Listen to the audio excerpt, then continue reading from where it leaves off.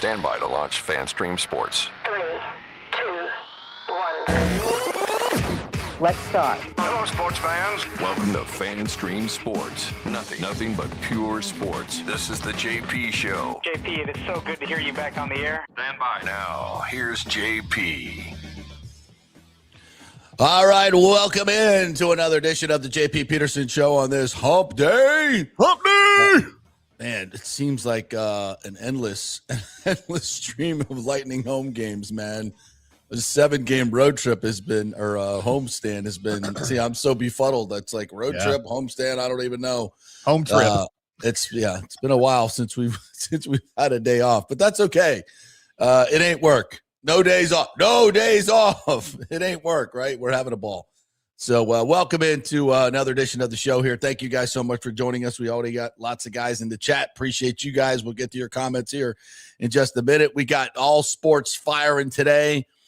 Joel Glazer speaking with the Pewter Report and Joe Bucs fan yesterday out in Arizona. Some very interesting things, I think, said by Joel Glazer. We will dive into that. The Lightning last night played really well. Thought they played. Let me check that. Lightning played hard last night, played okay. They got goalied. They outplayed Montreal last night, I thought, in terms of almost doubling their chances.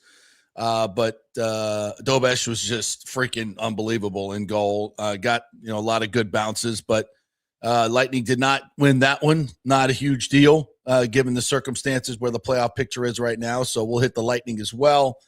The Rays lose 6-2 to the Brewers last night. But by far the much better story is Sugar Shane looked freaking awesome. Gave up no hits through 4 innings. Then got into a little bit of something that really shouldn't have turned out as bad as it did. Just the Rays made another key error, allowing a run to score. So, this is the best news you could possibly have watching Sugar Shane pitch last night. He was really freaking good. He was on it. And we got Rays Stadium news, Rays TV news. We got USF introducing their new basketball coach in Chris Mack, which I think is another fantastic hire. A lot of good stuff going on here locally, Timmy. We got lots to talk about, my friend. How are you, IndyCarTim? Doing fine. Coming to work later than I normally do because of the teenager reasons that I explained to you off the air. Because my senior in high school can't wake up or stay awake when I leave the house. So now I got to leave the house later to ensure that he actually gets on the bus and graduates. Well, that might have something to do with playing video games till 3 o'clock in the morning. I don't know. Look, that's I what put him to bed. our 13-year-old does. When I go to sleep, I'm like, go to bed. Yeah. I just assume that he does. Yeah. I was like, do you remove the electronics actually from the bedroom? Because if you don't, I don't. they're going to be on. I'd like to think I don't have to because he's 18. He's almost 18. No. You'd suck. You don't pull the phone and the controller out or the TV remote, you're toast. You're absolutely toast. They got to learn the hard way. They got to learn the hard way a lot of different times. As we did too. Don't forget, we were once screwball teenagers ourselves. Although I was so freaking busy with sports, I didn't have time for any of that shenanigans, man. I was busy, but it wasn't with sports. Yeah, I practices before school, after school, 2 practices, whatever, anything to not be at home. That was the plan, and always was the plan. So, but kids today, it's a lot more to attract their attention, a lot more on those screens that are designed to increase their dopamine and absolutely addict them to whatever they're watching. It's a tough time for these kids. I will say that, but it doesn't mean you don't have to parent your ass off. You just got to, and it's hard. It's hard these days. And he's talking about getting a job, right? Like he's got a job waiting for him. Where all my other kids have worked at the local Sonic, where I know the owner. Yeah, and I'm like, dude, I'm not going to let you take this job because you're not going to be able to get up to go to work. Yeah, well, he'll learn. You got to start adulting. He'll learn the hard. He's gonna be learning the hard way. I can tell already. Yeah. And you just hope they figure it out. My 2 kids are absolutely. I never had to worry about any of that shit.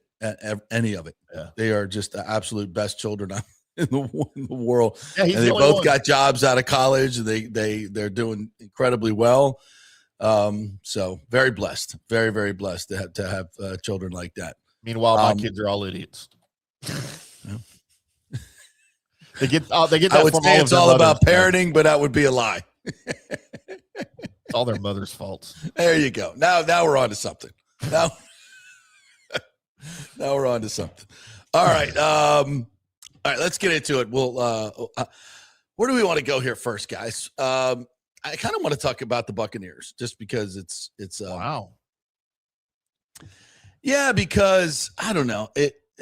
There's a lot of things that kind of bug me about some of the responses that Joel had with the guys out there.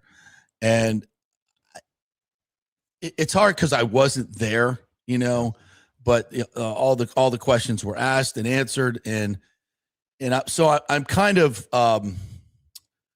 paraphrasing here. And I at times you don't want to do that because you want the words to speak for themselves. Right. Right. So it's a little bit of that going on, and I fully admit that. But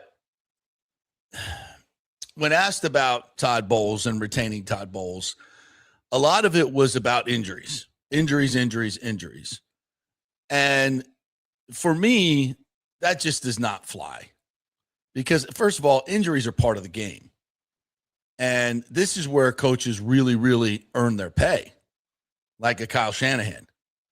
When you have a myriad of key injuries to your most important players and you coach around it, you find ways to coach around the injuries. That's when these coaches really show their mettle. And Todd Bowles didn't do that. In fact, he did the exact opposite. As the team got healthier, the team got worse. So to put injuries out there as the reason that Todd gets another shot is, and listen, the Glazers are the owners, and they're the ones that make the decisions, and they have their reasons, and whatever matters to them is the reality. That's it.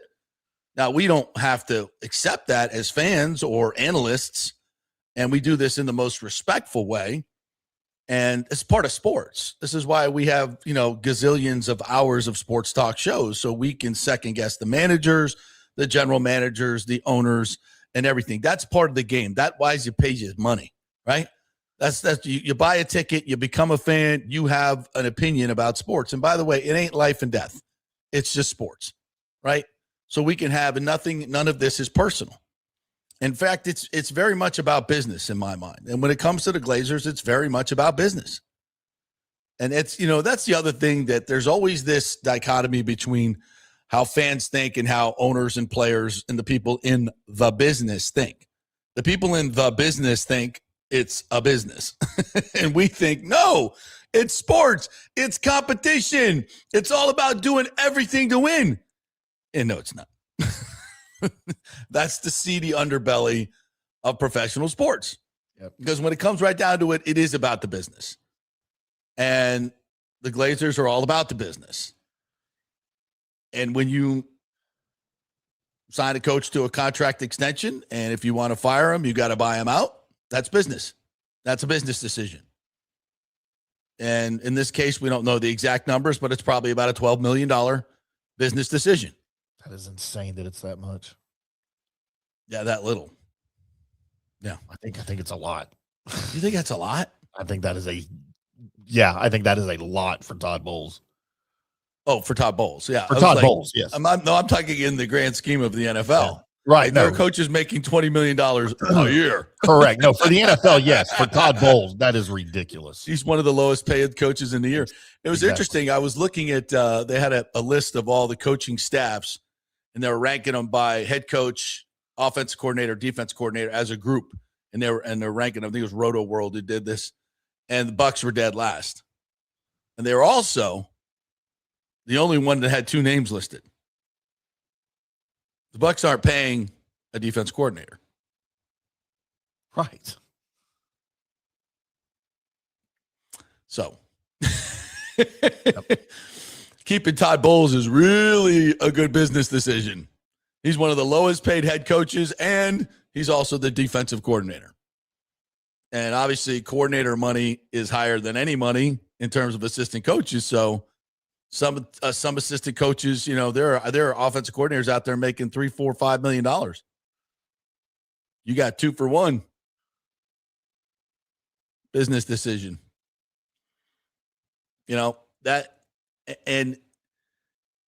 Scott Reynolds said something very interesting on his Pewter Report podcast. Must listen, by the way, because he's out there with them. He said the Glazers are deathly afraid of going back to being terrible because they had the decade of darkness, and showing up to these meetings when you're the worst franchise in the NFL is probably embarrassing. And I'll tell you what, though, showing up to these meetings as a Super Bowl champion's got to feel really good. Yeah. You got to feel really, really good, right? Feels good in the bank account, too. It's good business. Tom Brady is good business. Really good business. And they took advantage of it, every dollar of it, coming in and going out. They spent wildly, as they should, but they also recouped a lot. So, ding, ding, ding. So a lot of these are business decisions. And also, I would say this, when you're selling your business, one of the things you do not do is make major changes. Mm-hmm. You don't make major changes and you don't spend extra money. You keep it as lean as you can until you sell it. That's just my personal opinion. Reading the tea leaves looks a lot like that to me. Anybody that's ever seen Major League knows how that works. Yeah. Anybody who's been a sports fan knows how that works. Right. Yeah. And the deal with the stadium, and I asked Scott, did you ask him about the stadium? He said he danced around it for the most part. Didn't really say much about it. What he didn't say was, hey, here's the plan.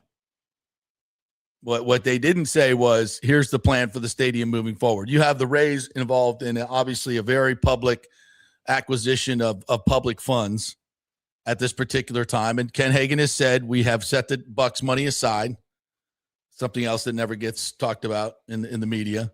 We've set that money aside. So that may be good enough for the Buccaneers. That may be good enough, and they don't have to say anything. And by the way, they are partners in this and supporters of the Rays' vision, just as the Yankees are. And Yankees put out a statement to that effect, which we're going to talk about as well.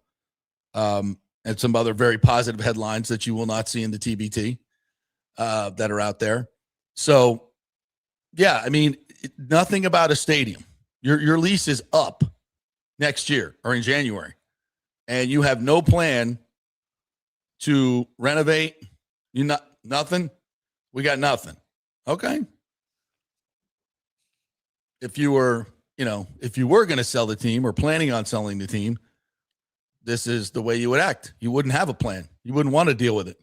Because you think about that whole rigmarole what the Rays are going through right now. You think the Glazers want to go through a public disembowelment like the Rays are right now in order to get money?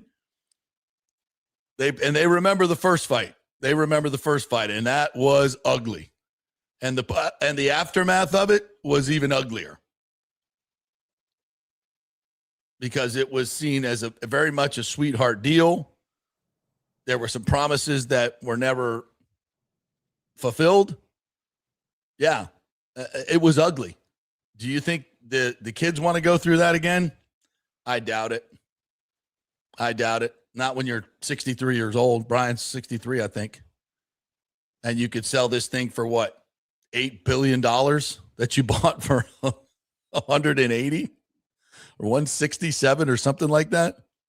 I know it was a long time ago, inflation and all, but yeah, it'd be a pretty good time to cash out. And to me, when you're making these decisions of keeping Todd Bowles and you say injuries, ball didn't bounce our way. And I've also heard, some commentary about the fact they knew they weren't good enough to get to the Super Bowl. Really? They knew that? They knew that last year? They knew they weren't good enough to get to the Super Bowl? You think the Seattle owners before last season were going, we're not good enough. We're just not going to sign. Forget it.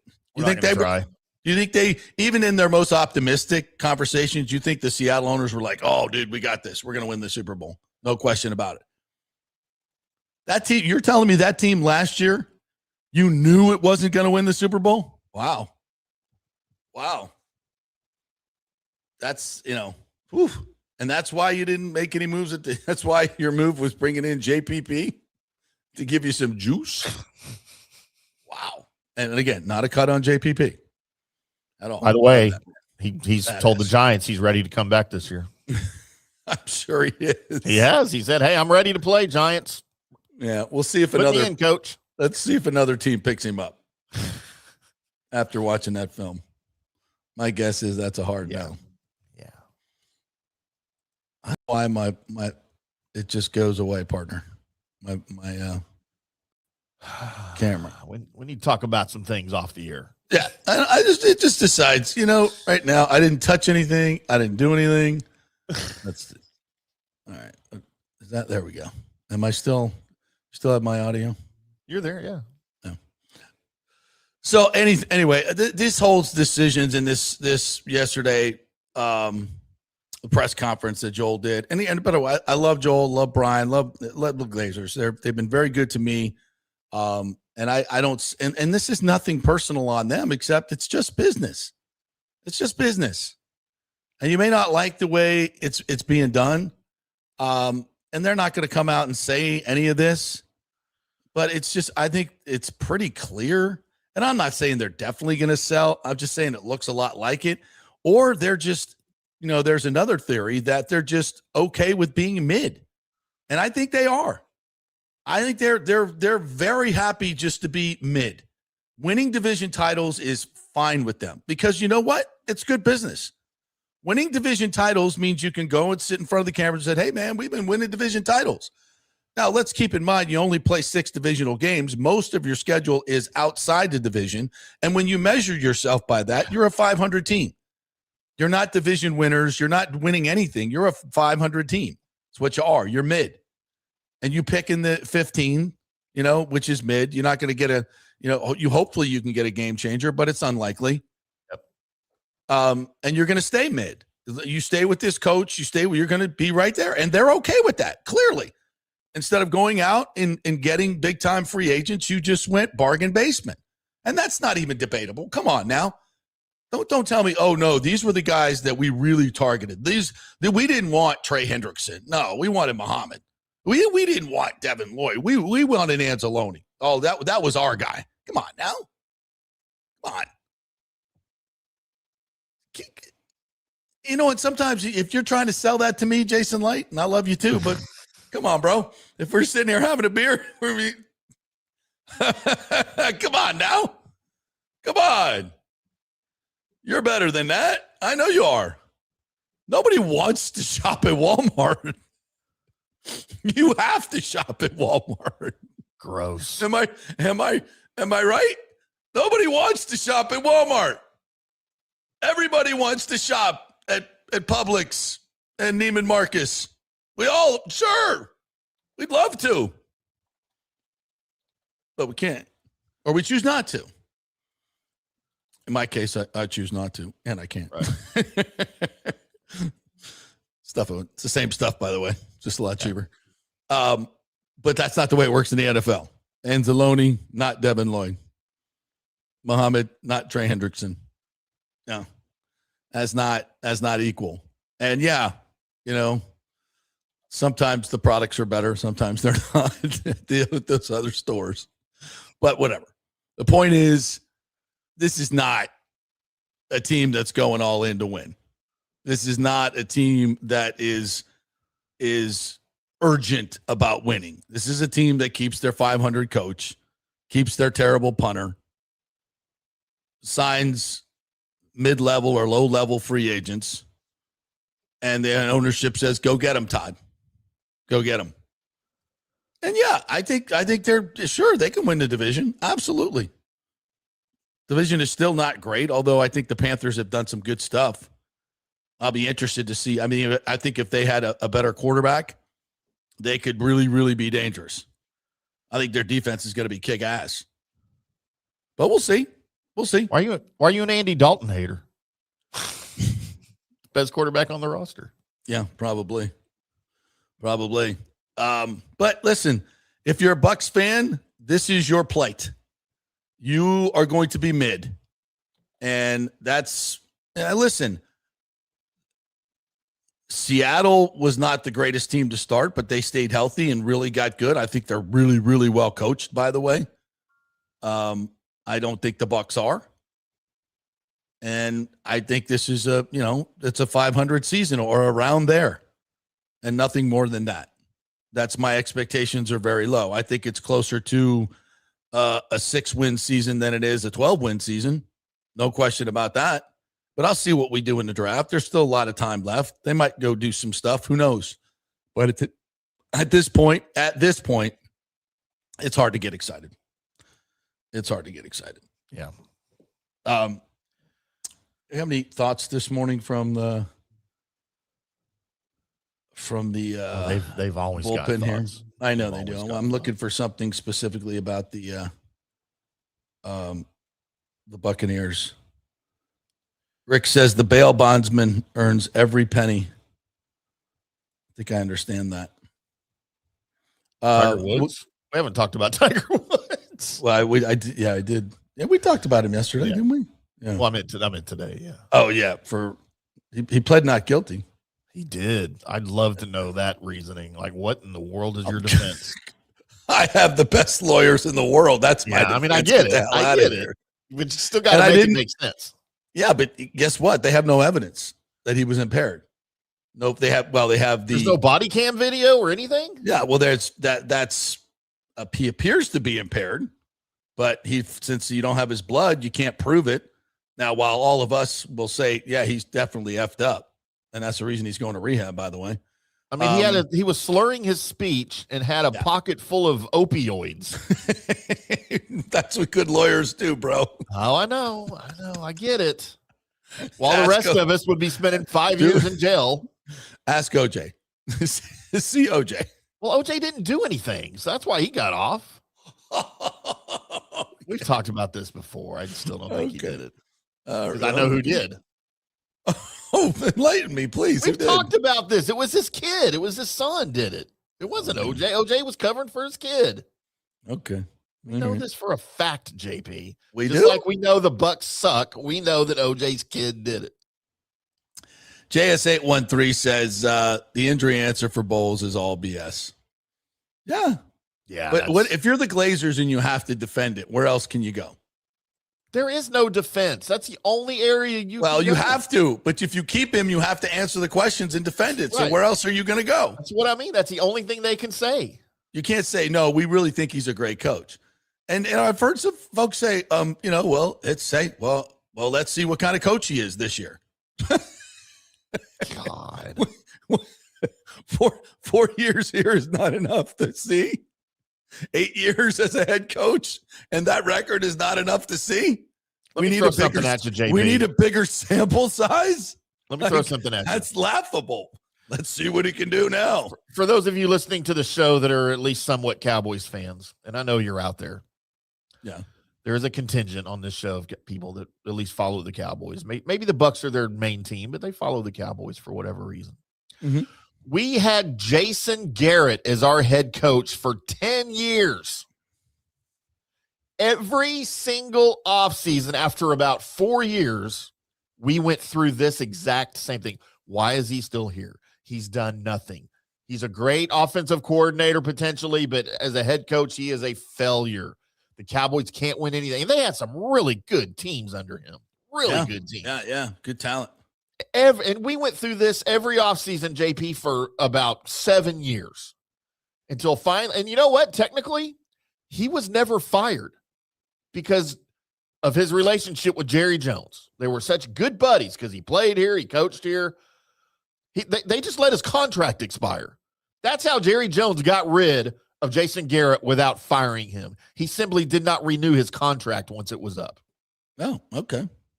So maybe is that what they're waiting on in Tampa Bay? We got 2 more years of this? Yeah. Oh, Lord. Hunker down. Yeah. Yeah, I don't know about that. But good luck with that. This is from JS813 says the Glazers are embracing mediocrity, plain and simple. Get ready for 8 and 9. and no playoffs. Well, that's what it appears to be. You still might Alejandro says because of the division you're in. Alejandro says the Jags will be playing in Orlando in 2027, and honestly excited to see teams closer in both Tampa and Orlando. Bills, Dolphins, and Bucs play the Jaguars next season, if correct. Yeah, Alejandro goes to all the games, man. And they're playing in Orlando. One of the broadcasters in Orlando tweeted out when they got the approval. And by the way, this hasn't been in the plans for 3 years. We've known this.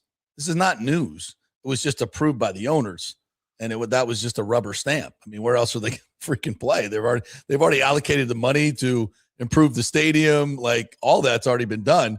So this wasn't even news, but it was treated as news. And then the guy tweets out, Darren Stolfus from West. He's like, "Hey, the Jags are coming to Orlando in 2027." And everybody was like, "Oh, the Jags are moving. They're coming to Orlando." All these Orlando people were real excited, like they actually got a pro franchise. See, I put that together. I had to think about it for a minute because I sent that text to you, and I'm like, "What the fuck is this?" And then I remembered, that's right. They're freaking redoing Everbank Stadium, and they got a place. That's right. I remembered. But at first sight, dude, it threw me. I'm like, "What is this?" You really think the NFL? Well, I mean, they moved to Jacksonville. So it's not like, you know what? There was strong talk of them moving to London. Remember that? Yes. Yeah. Like, that was a real thing. That probably wouldn't be a bad idea. But Jacksonville is gotten some footing now. They've gotten some footing. And you know what? It's all because of Shad Khan. Shad Khan made a bold, and I mean bold, move. And this is very instructive. It's one of Joe Madden's favorite sayings. And that is, fortune favors the bold. And Shad Khan said, look, it took a long time for him to figure this out. But he said, "I ain't letting Liam Cohen get away. I'm going to throw so much freaking money at this dude that the Glazers will not match it and can't come close to matching it." And that's what happened. You know why Jason Light was so pissed? Because he lost his guy. Yeah. These things happen all the time in the NFL. Coaches change places. They lie to their employers about being where it happens all the time. Why was Jason Light so pissed?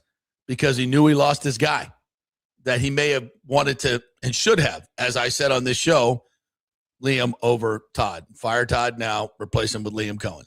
Yeah, I said it on this show. And that's what they did. He made a bold move and threw so much money. Now, is it a ridiculous amount of money for a guy who's never been a head coach? Yep, it sure is. And who knows where the Jacksonville 1 year as a coordinator? Yeah, 1 year. And listen, it may be a flash in the pan for Liam. I still a little dubious about that guy, but you know what? He won 13 games, and you can't fake that.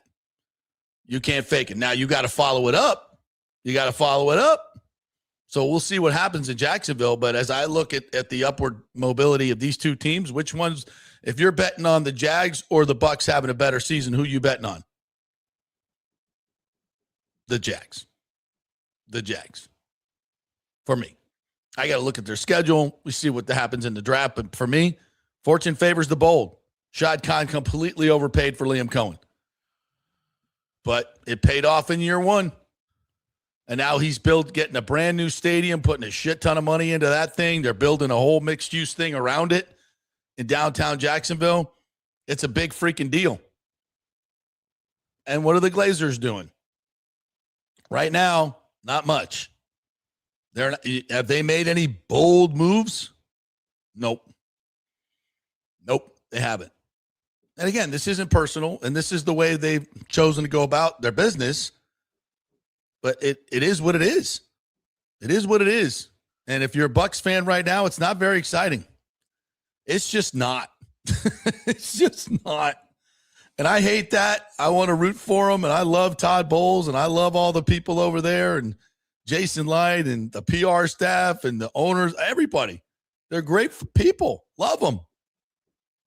Love them. I want to see them succeed so bad. So bad. But I can't sit here and rainbows and jelly beans, folks. It just Dude, that would be an amazing trick if you could do that. The confetti just not coming I out. gotta see that. It's just not. It's not coming down anymore. Would you eat a jelly bean that someone farted out? No, I would not. Let's not go there. But look, if anything, this is creating some anticipation, at least for me, to find out how this thing turns out in 2026. I think there's going to be some drama. Yeah, absolutely. I'm here for it. What the team is saying. Yeah. Well, let's see. Let's see if these moves pay off. Let's see it on the field. Let's see Bowles coach another year with some of these new guys that they claim could be the guys when they're just pieces. Mm-hmm. I still think Anzalone's going to be better than y'all think. Y'all just hold on to that thought. We'll see. Okay, maybe, but I'm not saying he's going to take the team to a Super Bowl, but he's not just another piece. I don't think. Maybe for a year he'll be good. I'm just anxious. I'm anxious to see how this thing turns out on the field. I guess that's all. Anticipation. Charlie Simon said it best. Brandon G or Brandong 513 says Tampa Bay Business Journal did report this morning that the Bucs requested a meeting with TSA for later this week or early next week. Well, there you go. Welcome to the party. Couple weeks before the vote. And I think this might be more about parking than anything else, because they're in this, obviously in this construction of the new stadium. If it passes, they're losing a lot of their parking over there for HCC. So I think there's got to be something, something done about that. They got to figure out about where they're going to park the cars. All the people in West Tampa over there that charge for parking in their lawns just got a big pay raise, so that's good. Yeah. You West Tampa people that are bitching and moaning, now you're going to be able to charge $50 instead of $20. Well, I didn't think about that. Yeah, I get it. There you go. Go buy some property, JP. Yeah, parking just went up on the other side of the stadium. So yeah, there's a lot of stuff going on over there. Someone asked about. Yeah, Kings are great. Says, has Hagan said how much they set aside for the Bucs? I believe it was $500 million. Don't quote me on that, but I believe that's what he said. And that's just as a start. But they're, and the Rays have said, they have a do no harm policy, that they're not going to infringe upon any of the money that the Lightning are getting or the money that the Bucs are getting. And again, folks, these are public dollars that are set aside in other places that can't be used for general fund stuff. There's reasons for that. It's for tourism and those type of things to bring people here in our tourist economy, et cetera, et cetera. And again, in the case of this, the Rays plan, okay, if executed correctly, and I know there are a lot of parameters to that, but you have to have a plan and you have to make decisions based on projections as best you can. Nobody knows. I mean, hell, we all know the aliens are coming in 2027, so we're not going to get anything done anyway unless they say we can. So, but you have to have a plan. You have to have a plan. So now, based on real estate projections, based on the economy, based on everything we know right now, that if you and I'll do this quickly as best I can, and I understand projections, all the survey, all this stuff is subject to the numbers you want to plug in them. I get it. But the plan is you invest $1.15 billion. Okay. They build the mixed use around it. They build the stadium, because you got to get the stadium done first to build everything else. That's why you need the public money to get that chunk to help get the construction done. And then you can pay off everything else later on the private side. So the point is you put down the stadium and that area around it, and then you build around it, and you create 8 million square feet of taxable property, which does not exist right now. That taxable property over 30 years pays you and TIF taxes that are created just in that district from food and beverage and everything else that is purchased in that district. There's an excise tax, just like the battery, that goes on top of that. Okay, there and other CRA taxes that come into play. Mostly these are user fees. There's a hotel tax as well for the hotels in the district that will benefit from this as well. There is SITS money, which is a sales tax, and you would pay part of that, no question about that. But it's a half-penny sales tax. So that's where the public will get hit, but also everybody that comes in here will do that. And there could also be a rental car tax. That's something that hasn't been put in yet. Now, the TSA had said yesterday 80% of this is done already, this raise deal. You won't see that headline in the TBT. Said 80% of it is complete, the financing deal. But they still got to get that past 20 and get it over the line. So you invest all this, and it brings back $6 billion in tax revenue for the 1.15 you put in. All right. Now, there could also be interest payments on the bonds on that. So that number could go up just in terms of interest. But you would get $6 billion back, which would more than take care of the interest plus. And this is exactly what's happening in the Battery in Atlanta. This model is working tremendously well. Okay, and then you get the property taxes that you created that would not be there unless you did this deal. So for the county and the city, you invest $1.15 billion, you get $6 billion back, and you get $55 billion in economic activity over the 30 years. It's called an investment. Private people do this all the time. Okay, JP, well, if it's so good, why can't they do it themselves?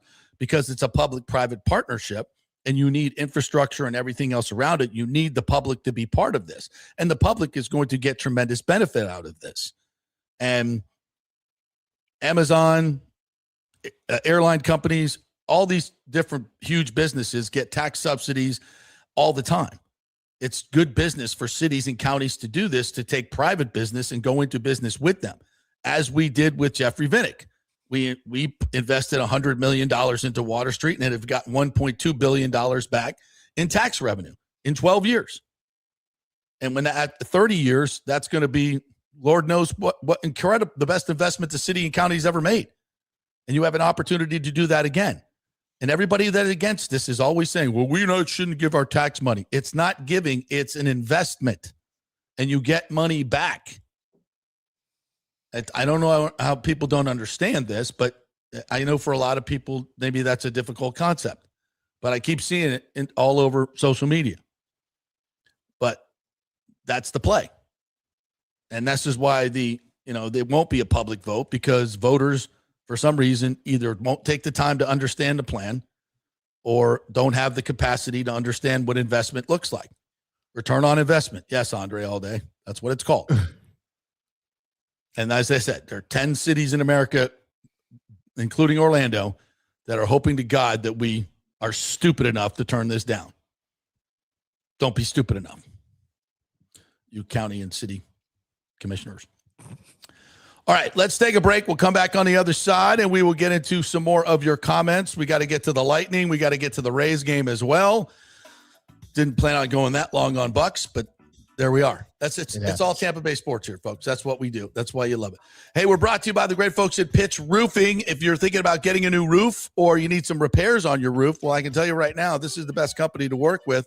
I've met the owner, Ron. I've met Bill Slover, who's their PR guy. Great folks. We've had him in studio here. We gave away a couple Lightning tickets and a behind-the-scenes deal for those folks there. So go to pitchroofing.com and get them to come out and give you a free estimate on your roof. They'll tell you how much life you have left in your roof, when you need to replace it, what it's going to cost, what the process looks like, and educate you to make sure you don't get ripped off by some company that comes knocking on your door. It happens all the time. So if you're in the market for a roof, or will be at any time, pitchroofing.com, and tell them JP sent you. Back in 3. Here for Pitch Roofing, one of our new sponsors and the most reliable and honest roofers in the business. They love the Lightning, and Bolts fans, be entered to win a pair of premium Mark Club seats with every free roofing estimate from Pitch Roofing. Seats include food and beverages, early access, premium entry, and a backstage tour of Lightning Vision with yours truly.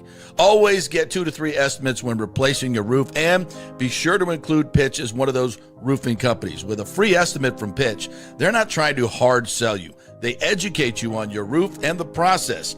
Even if you do not choose Pitch Roofing as your roofer, they want to leave you feeling informed, knowing the different materials and manufacturers, and understanding the process and warranties. Very, very important. Pitch is an Owens Corning preferred contract, Better Business Bureau accredited, and My Safe Florida Home approved. That's very important as well. Pitch prides themselves on full transparency and customer first level of service. They also offer financing options, including 0% plans, ensuring a stress-free experience. Call my friends at Pitch Roofing, 727-67-PITCH. That's 727-677-4824, or go to pitchroofing.com. Pitch Roofing, roofing done right. As the Rays enjoy being back in their Tropicana Field home this season that was ravaged by Hurricane Milton, Italiano Insurance wants to remind us all how important it is to be properly insured. 40% of you are underinsured. That can mean financial disaster. Let the experienced and friendly agents at Italiano shop your policies for the best price and the right coverage. Italiano saved me over $1,000 on our auto insurance last year, over $500 on our homeowners insurance. They can do the same for you. That's a grand slam. Might as well get a double play by adding flood insurance and business insurance to your portfolio.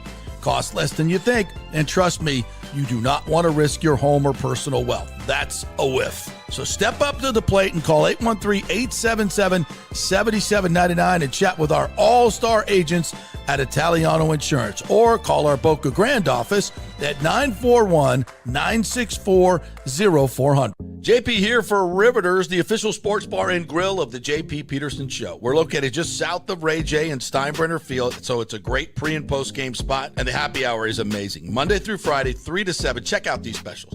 $3 Bud Light drafts, $4 domestic bottles, $5 wells, $6 premium wells, $6 cocktails like margaritas. That's unheard of.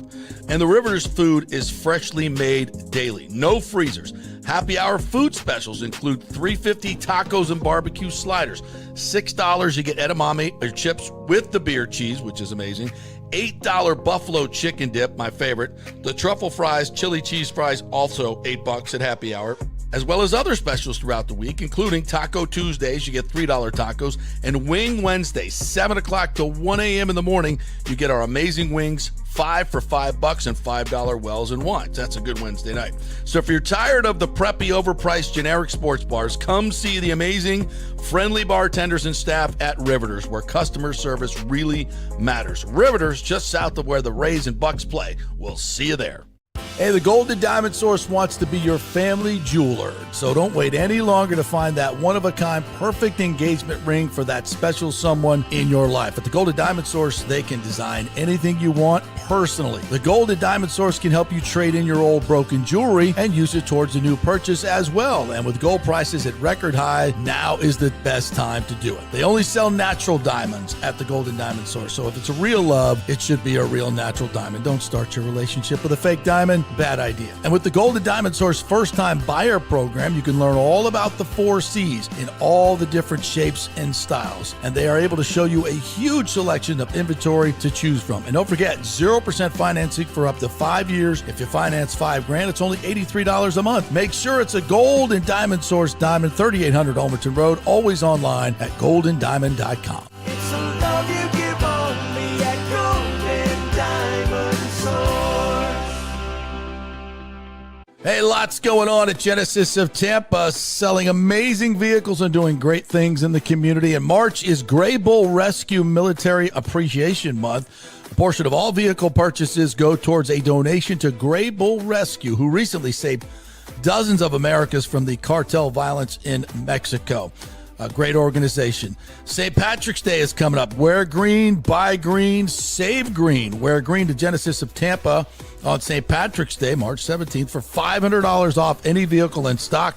Buy anything green that's green in color, the cars, SUVs, you get $1,000 off. Also, buy a vehicle between March 14th and 17th, and you'll be entered to win a trip to Ireland on us. How about that? Of course, Genesis vehicles are the best in class for value, technology, luxury. And there's a National Genesis Signature event going on currently to get 1.9% financing. Limitations apply. Whether it's the G70, G80, 90 sedans, or the incredible SUV lineup, take a test drive and see what everyone is talking about. It's special. Genesis of Tampa 801 East Bears Avenue. Tell them JP sent you. Let's go. Right now, back to the show on FanStream Sports. All right, welcome back to the JP Peterson Show here on this hump day. Lots of sports going on. Big thanks to the folks at Riveters. Great place to watch the Lightning lose last night while you're watching your Rays. You can watch both right there. Sit down to a prime rib sandwich on one of their fantastic burgers, or get a big old plate of wings with their homemade sauces, the blue cheese, the ranch, honey mustard. Oh, absolutely fantastic. Oh, so good. All that you can get, and great drinks as well. But honestly, for me, it's the service. It's the service. They've got the greatest staff there. The Riveters, all the ladies that work there, fantastic. They, when you sit down at the bar, they actually acknowledge you with the smile. I went into a sports bar the other day, sat there for 10 minits before anybody even acknowledged me. There's nothing worse. I know, it's my new thing. Like I won't speak up. I'll just sit there. If you're sitting there, so Ashley and I, we just sat there and waited. And while they dilly-dallied around the bar like they always do, and then there's no, they're not doing anything. And then they finally come over and throw a napkin in front of you, like, oh, hi. Like, has anyone helped you yet? No. Is there a drink in front of me?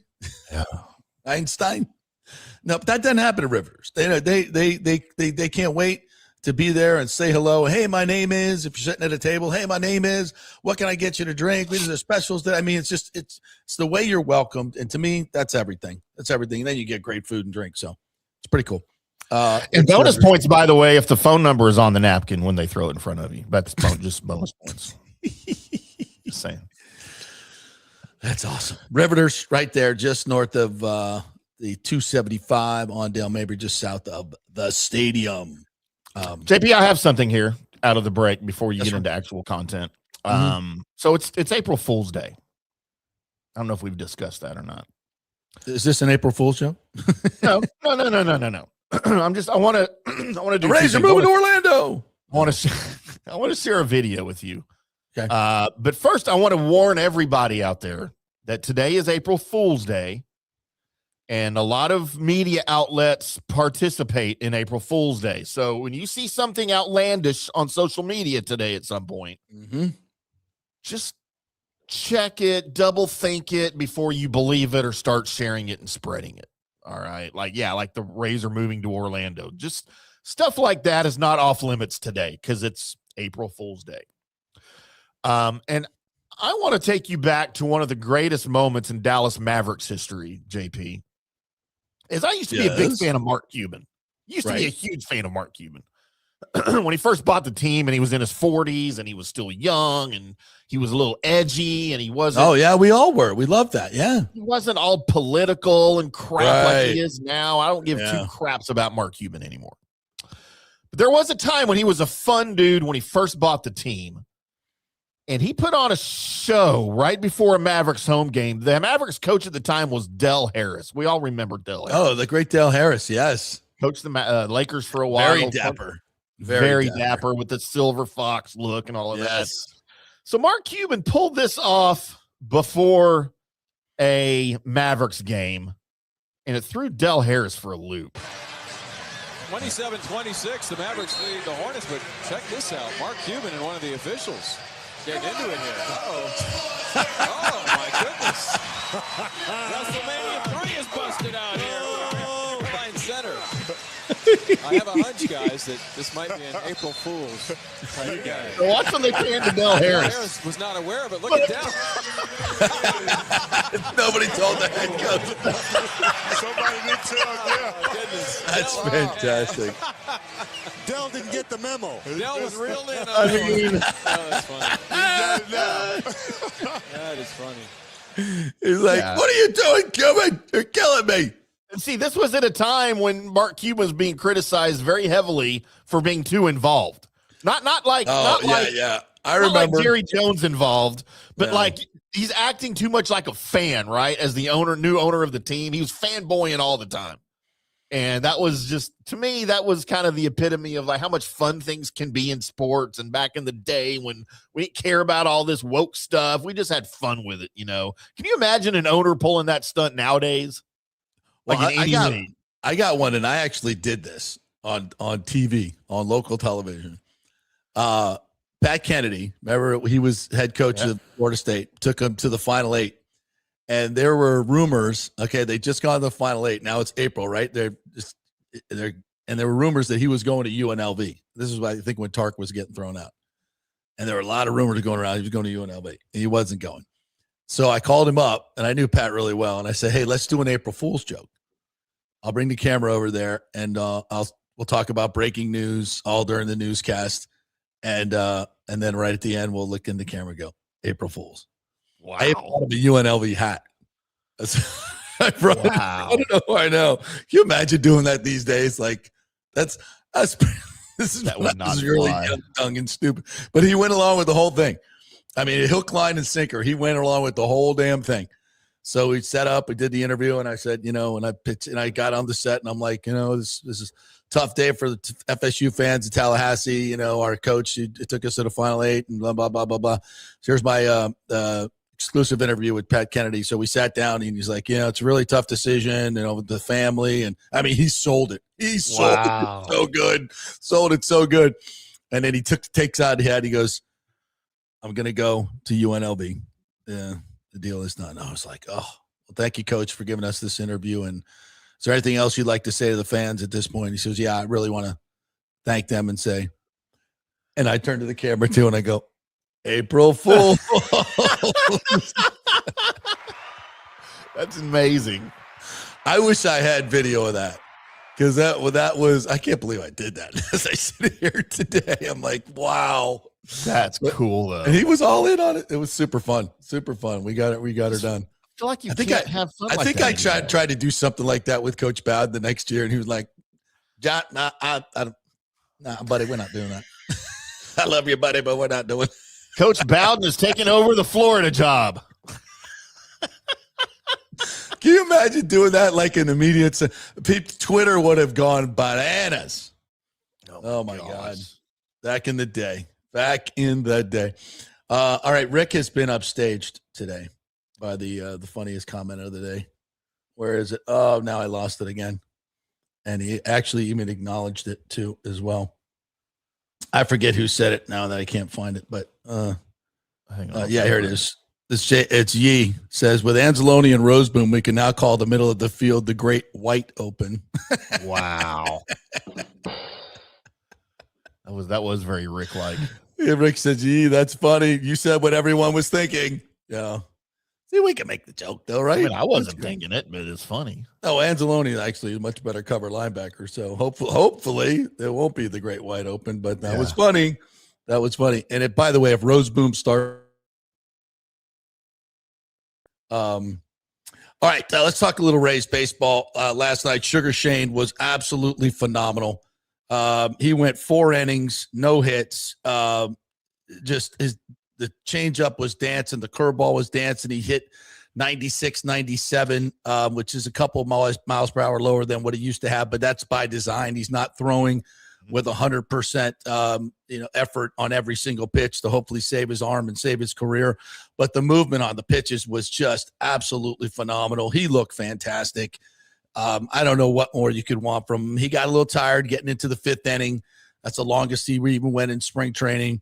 He gave up a single. No really hard hit balls, just single, walk, then another 2-out walk.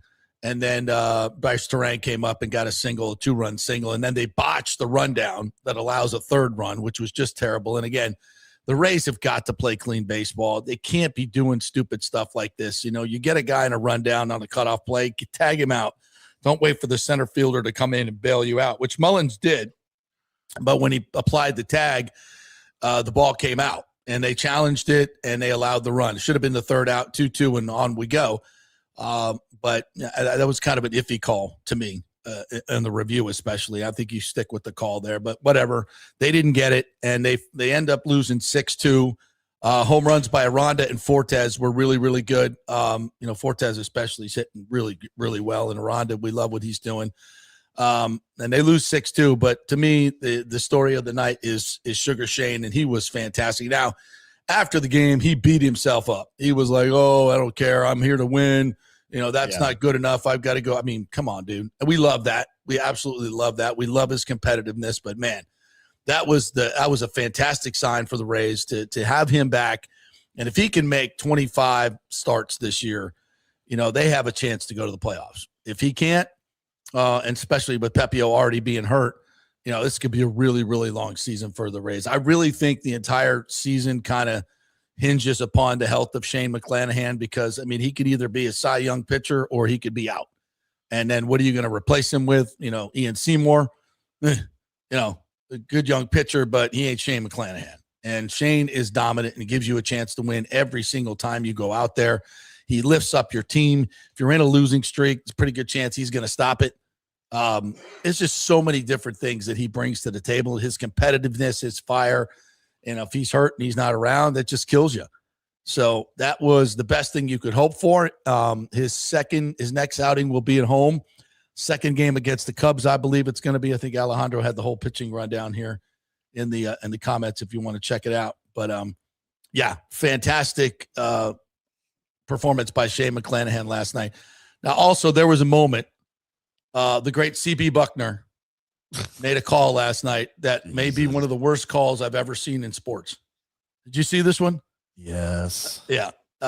Show it to you, but we might get dinged by for copyright on this. We will. Basically, MLB, yeah. Jake Bauers basically, on a ground ball to first, I believe was, runs it out, and he literally hits the bag in the middle of the bag, and for some reason, CB Buckner said he didn't touch the bag. Like I wasn't watching. What was he looking at? I don't know. I don't know. A regular play. Yeah. I think he's still butthurt over the other night when he got two overturns on ABS when he was behind the plate. And I think he's going to be behind the plate today, by the way. Yay. Yeah, that'll be fun. So, yeah, he just totally blows the call. The Brewers, obviously challenge it and get it right. And then there's this moment where Cash and the other manager escaping me right now, Murphy, are looking across at each other just like, and they just start laughing. They're like, dude, like, how the hell does this guy miss this? Like, how bad? Like, this guy is so bad. And I really think it was just kind of just like, I'm gonna make an outlandish call because I want to insert myself into the ball game. This is why we need review, because we still have umpires like this running around that think they're the show, and you're not. And you're going to be replaced because of, and I don't like to see this. I like the human element in the game. Yeah. But when you have officials or umpires who are going to hold grudges and be vindictive, that's not part of the game. That is not part of the game. And some of these older guys feel like they should be part of the game. They're just like the players. Get out of here with that. You're not. And so this is why we have to have ABS. And man, that's just, I don't even know what to say about that. It's so bad. You just have to laugh. But it's not, it's not funny. When you think about guys' careers are on the line on these calls. And there's a lot of money on the line too. Yeah. Just get it right, bro. What are you doing? What are you doing? All right, we'll take a quick break. We'll come back on the other side. The coach is here, Charlie Strong. We're going to talk a little college football, a little pro football. Today's assignment for Coach was to fix college football. So I gave him about an hour's notice to do so. So, but we've talked about this before. It's in the news right now. I think nobody knows the game better than Coach Strong. So we're going to talk to him and see what needs to be done and if it's actually doable to fix college football. Quick break, back in 3. What's up? Well, the folks at Third Generation Plumbing and AC want to say thanks for making them so dadgum busy. Of course, advertising on your favorite Tampa Bay sports talk show helps, but it's their incredible customer service, honesty, and integrity that have earned them tons of 5-star reviews. And now you could be part of the team at Third Generation. Yes, they are so slammed, they need to hire more certified AC technicians and plumbers. It's a great family business to work for. My buddy John Rodriguez runs an old school family business since 1995. They pay well, give you all the holidays off, and they offer great benefits. No cold corporate atmosphere here. You're part of the family. If this sounds cool to you, call them and apply at 813-961-8024, or you can email your resume in at thirdgenerationplumbing.com. Just go to the website, you'll see the button, email them, or call them at 813-961-8024. And don't forget about the $169 yearly maintenance special. It's a no-brainer, guys. thirdgenerationplumbing.com, and they also do AC. Ciao, Paolo Tini here, owner of Caffè Paradiso, voted number 3 People's Choice Award on Open Table. I want to thank all our loyal family of customers that have been enjoying our great traditional Italian dishes we make from scratch every day. It's a great family story we're proud of. Our family moved from Rimini, Italy in 1984. My dad, Caesar, started Donatello, and that's where I got the start in the restaurant business. I started Caffè Paradiso on South McDill in 1995, and we've been there ever since. From our traditional ossobuco, a veal slow roast for 4 hours, to our daily fresh catch, the Gruppo Paradiso, with a piccata sauce and lobster claw meat, homemade pasta like lasagna, farfalle salchicha, which is a bow tie pasta homemade with fresh sausage. Hold on a minute, JP's favorite. I love it. So come and have a glass of wine with me on South McDill. Get a reservation on Open Table and see all our 5-star reviews. Ciao, see you soon at Paradiso. Welcome to Kingmakers, home of the JP Peterson Show studio and Tampa's premier business networking and social club for members only. By day, it's an exclusive, vibrant co-working space with a stylish conference room,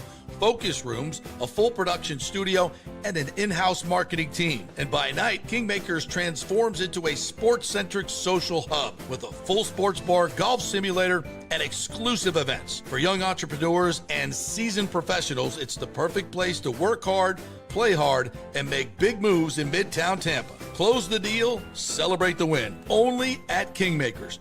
Become a member today at kingmakerstampa.com. Your business, your club. Sports fans, it's time to gear up. Head to fanstreamsports.com and check out our brand new merchandise store. We're talking bold t-shirts, 3/4 zips, hoodies, hats, mugs, and more. Everything you need to rep your favorite shows and your favorite crew. Whether you're rolling with the JP Peterson Show in Tampa Bay, From the Rough in Dallas, the Tim May Show featuring Clay Hall, or the Jeff Thidoff Show in Ohio, or any of our FanStream Sports original programming, we've got the perfect look for game day and every day. So don't wait. fanstreamsports.com. Click merch and grab your gear now. Wear the stream, live the stream, fanstreamsports.com. Hey, JP here for my concierge medical professional, Chris Lugo, PA. You've heard him on the show for a couple of years where he shares invaluable medical, nutritional, and supplement advice. With Chris, it's like having a medical provider as your best friend. What I love about this concierge service is the convenience and support he offers. I can text or call him 24/7 with any questions or concerns, and he'll promptly call in a prescription if needed. No office visits or copays required. It gives me peace of mind knowing I have someone genuinely invested in my health, not just focused on insurance profits. And the best part, the Bay Area Modern Medical Center's personal concierge service is more affordable than you might think.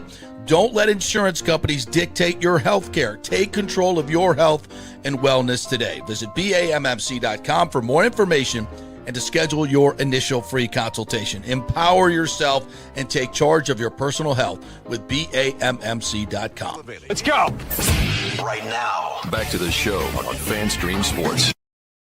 All right, welcome back to the JP Peterson Show here as we roll on Wednesday, brought to you by the great folks of the Gold and Diamond Source. April is here, as you know, and diamonds is the official birthstone of April, and that means you get 20% off all the diamonds at the Gold and Diamond Store.com, goldendiamondsource.com. So check it out. Head on over there, 3800 Olmerton Road. They also have an extended men's section now that you can get with some of those Rolex watches. They've got some great pre-owned ones there, which are great investments, I'm told. All kinds of great things you can do with the Gold and Diamond Source, 3800 Olmerton Road, always online at goldendiamond.com. All right, the coach is here, Charlie Strong, USF coach, Texas coach, Louisville coach, Bucs coach last year of the defensive line. How are you, Coach? I'm doing well. How you doing, Jay? I was just explaining to you my my April Fool's story with Pat Kennedy. Right.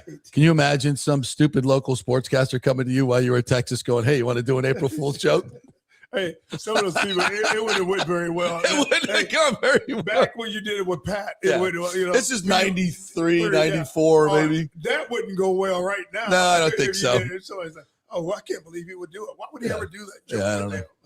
He was just a nice old Irish guy that loved to have fun. So back in the day, we could have fun like that. Yeah, you can't do it anymore. Now you can't have any fun. Anything that you say. Hey, I was in Memphis this past week, and I watched them practice because Huff was the running back coach at Alabama when I was there. So he said, "Hey, just come up here." And so I go up and watch him practice, and he runs a program like Coach Saban does. There's no music at practice. It's all tempo. No music at practice. Music practice. God. So he goes viral because he says, there's no music at practice. And I think he made a statement, something to the sort of, when Navy SEALs go to battle, there's no music. So I won't make, and so, everybody just took it all out of context. And it's like, there's no music at practice. But, some coaches don't have any music at practice because they want the players to listen to what the coach. Oh my God! Listen to what the coach is saying.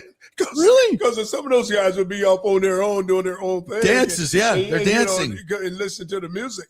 But it was just so funny to hear that. Like, and he said, "Can you believe that?" And I was like, "Well, it's what happens." You can't say now. anything. You can't do anything. The thing is, though, leaders lead. And I'm sure the coach is not going to be swayed by somebody who with the few detractors that say, "Oh, that's dumb." If you're smart and you're a leader, you're not swayed by that stuff. You just lead. You just do what you're going to do. Well, and the thing is, he just got there, so he really don't know his players. Yeah. And plus you have transfers coming in. Yeah. So you don't know. So you can't just all of a sudden. You're trying to, number one, figure out who your team is. Yeah. Instead of like worrying about what song you're gonna play. Because then somebody's got to pick the playlist. Who's picking the playlist? What are we listening to? Hey, is it going to be a good mixture for the team? What do these guys listen? Oh, it's like, hey, why even go through that? Hey, guys, line up and let's go play football. Let's go work on our fundamentals and technique. It's 2 hours. Hey, we got 2 hours of practice. Now it's time for practice. You got to listen. You got 22 other hours to listen to music. Hey, you can leave. When you go in the locker room after practice, Put it on. Before you come out here practice, put it on. But when we're at practice, we are going to concentrate and work on our technique. But even to that point, now coaches have to pander to these players, which is why Coach Saban and yourself are not coaching anymore. No. You have to pander to these players, and you have to okay, I guess we have to. Everybody else has music, so if we don't have music, then they're just going to go transfer to a place that has music. Well, or some players going to say, well, Coach, when I was at such and such, we played music. Okay, that's fine. We're not going to play music, but it is. And like you said, everything that you do is like, if some people are going to agree with it, some aren't going to agree with it. It's going to be taken out of context, and it's like, wow. While we're talking, you have so much knowledge and great stories, and this is why I loved having you on. Take me through a Saban practice. Like, what were the things? How did he approach practice and preparation for games? I know that's a very open-ended, but take as long as you want, really, because I've watched some of the behind-the-scenes stuff, and I remember saying to myself, there ain't no music going on. There's no shenanigans going on. This is about teaching. There's a lot of teaching going on, is there not? Yeah, it starts at 7:30 in the morning. Okay. He comes in, he meets with the defense. So the defensive staff are going to meet at 7:30. You're going to go to probably about 9 o'clock. And then at 9 o'clock, he's going to meet with the offense. And then at 10:30, we have a full staff meeting. It's, 30 coaches or 30 people in the room, whatever. You're going to have a full staff meeting. And then as soon as that staff meeting is over, he's going to talk about practice, going to talk about how we're going to get better today, what we need to work on, how it's going to be segmented. Hey, on this field. And it's amazing to watch practice because there's so many groups going on that, you got to know where you are as a coach. You got to know 909 is down here. Hey, inside drill, it's wherever it is. You have to know where it is. So you have to look at your script. Yeah. And he's showing it. He's going through it. He's preparing that script every day? Every day. And so then after the staff meeting, you go kicking game meeting. And so that probably ends around 12 o'clock. So Then you have from 12 o'clock to about 2:15 to get ready for practice. Whether you got to draw cards or whatever you have to do, whether you have to do your own individual meeting stuff with your tip sheets, you're gonna give your players, whatever you have to do, you have to get it ready by 2:15. And then at 2:15 is gonna be kicking game meeting. All right. And then as soon as the kicking game meeting is over, it's gonna be offense, defense. Then you go out to practice. So the O&D meeting, probably you're gonna get out on the field probably around 3:30. So when you get on the field at 3:30, there's always a walkthrough. There's always a walkthrough. So practice is going to start. The defense is on one field, the offense is on the other field. So you're going to do a walkthrough. And that's the install for the week. That's the install. So okay. And but when you're doing that walkthrough now, it's still segmented now. Like it's still broken up where everybody's just not just the one thing he don't want to do is have a lot of people standing around. Right. So it's always something going on. There's two fields there. On one end of the field, something's going on. On the other end is going on. And then on field 2, something's going on. So then you after the walkthrough, you'll go stretch. And then as soon as stretch is over, it's going to be some type of team turnover circuit. Like we did a team turnover. Offense is the ball carriers, defense, where it's a strip drill, where it's a punch out. Just about turnovers. Wow. And then, then the next day we'll add a little tackling to it. But you're gonna work on some type of individual technique when you come out as practice starts. As practice starts when you come out of stretch. And then as soon as that period is over, then you get into your individual drill. And he has it broken down like you may have 7 minutes. So you have 7 minutes of individual, you got to get this in. And then there could be another 7-minute window, and then you have to get this in. And then it comes together. Then there's going to be some type of group. And then you're going to go from group to a teach period. And then you will do, then after the teach period, it comes live where you're going against the offense versus defense. And like I said, you're going offense, it may be a 9-on-9, an inside drill going on one field, and the other field, it may be an outside perimeter drill going where the ball is thrown outside, and when you're catching the bubble, the defense got to learn how to get the ball off, get off a block, get the ball back inside. Then you get on to the other field, and then you're working some type of coverage where it's a rolled up coverage into the boundary. I mean, specific stuff. It is specific stuff. And it comes right from film study about what you didn't do well the week before, and you're attacking that specific need. Attacking that need as soon as you get out there on the field. Then you do team. And whatever, any type of offense versus defense segment, that night, we're going to watch it as a group. The coaches. What time is this now? And so when we come off the practice field, we're going to go watch that tape when we come off the practice field. And usually you get off the practice field, I'm going to give you one to say at 6:30, you may start watching that tape. So you're going to watch anything that offense. We started at 7:30. We started 7:30. When the meeting started. The meeting started. You got up at 5. Yeah. So you're still going at 6:30.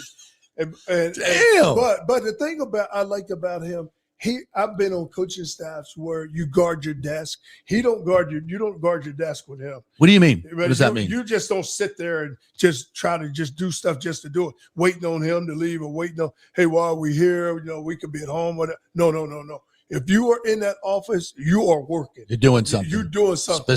Specific. Yeah. And then so you do it. And usually your long nights were Sunday night because you play the game on Saturday, so you come back on Sunday and you have a lot of things to do.